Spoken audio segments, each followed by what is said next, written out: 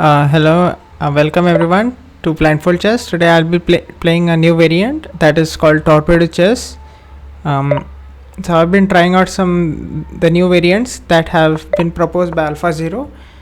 So this is a Torpedo Chess in which the pawns move one or two steps throughout the board. They can't move backwards, but they can move forward 2 times at a time. So right now, just if you can see, it's a d4 d5 opening, and I pushed a5. So if you wouldn't have done a4, I would have gone e3. That's the point of Torpedo Chess. So yeah, normal development happening right now. I go knight c6 here because I want piece play. Now I go knight e4, which is, as you'll see, is giving me some chances on the king side. Here I was thinking of few moves, but I just thought of f5 because why not? Because it's Torpedo Chess. Even if my light squares and my e6 pawn is backward, it's still fine. So right now I had few tactics in mind. My main aim was to push the pawn on f5 to f3. But in order to do that, I wanted the queen deflected to d2, so that's why I captured on d2.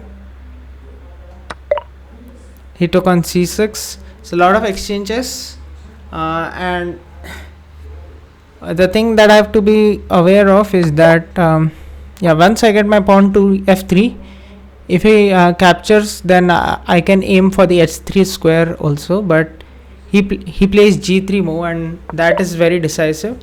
Now this f3 pawn is a monster for me.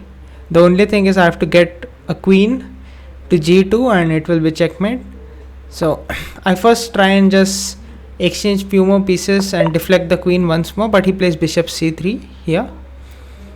I go queen e7, but then I realized that just exchanging and a takes b5 would have been worse because he would get a pass a pawn.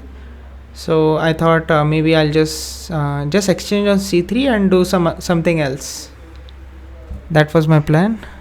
And I also wanted to do h5, h4, but I thought maybe he would get some chances on the queen sides, and I wanted to prevent that.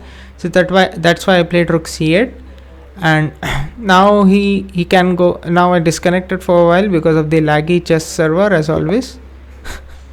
Here I am reconnecting. So yeah, the pawn on f3, very important in Torpedo Chess.